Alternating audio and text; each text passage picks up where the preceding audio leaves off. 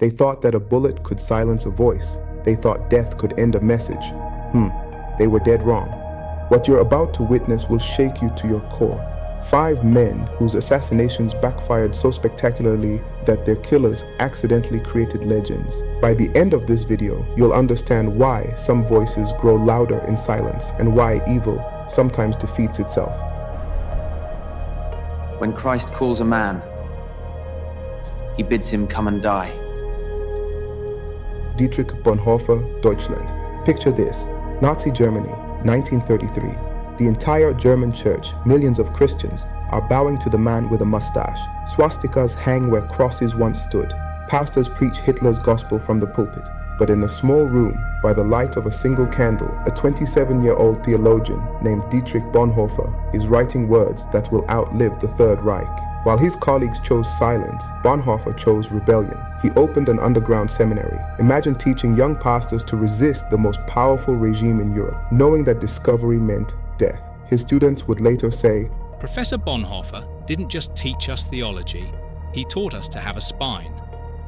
But here's what gives me chills every time I read it. In his final letter from prison, knowing execution was coming, he wrote these words: "Silence in the face of evil is itself evil. God will not hold us guiltless.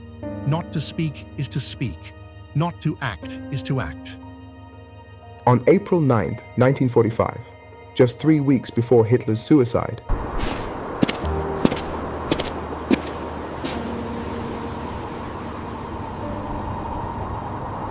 they hanged this gentle giant of faith. He was only 39. The prison doctor who witnessed his execution later wrote, "I have hardly ever seen a man die so entirely submissive to the will of God." But here's the plot twist that would make Hitler roll in his grave. Today, Bonhoeffer's books have sold over 10 million copies worldwide.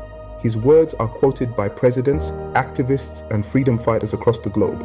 The man they tried to silence became the conscience of the world. They killed his body. They unleashed his soul. Stop the repression! Stop the killing! Oscar Romero, El Salvador.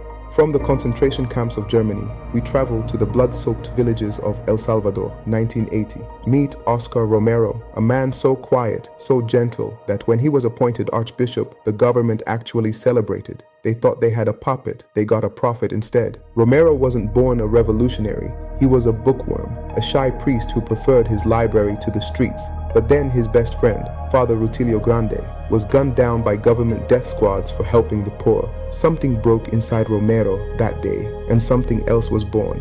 He walked into villages still warm with innocent blood. He held sobbing mothers whose children had disappeared. He looked into the eyes of killers wearing military uniforms, and from the pulpit of San Salvador Cathedral, he roared, "Stop the repression! In the name of God! In the name of this suffering people! I beg you! I order you! Stop!" Do you know what happened after that? Entire villages, families huddled around crackling radios, fell silent when Archbishop Romero spoke. Even government soldiers, trembling, began laying down their weapons after hearing his broadcast. His voice became the voice of the voiceless, but power hates truth.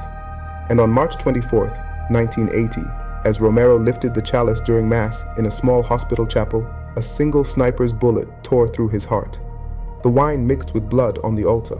But watch what happened next. At his funeral, over 250,000 people, nearly 1/6 of the entire country, flooded the streets of San Salvador. The government tried to disperse them with bullets and bombs. People died at his funeral, and still they came. Today, St. Oscar Romero's words are studied in universities worldwide. His homilies have been translated into dozens of languages. The man they thought they silenced is now officially recognized as a saint by the Catholic Church. The government tried to bury his voice in blood. The people made him immortal.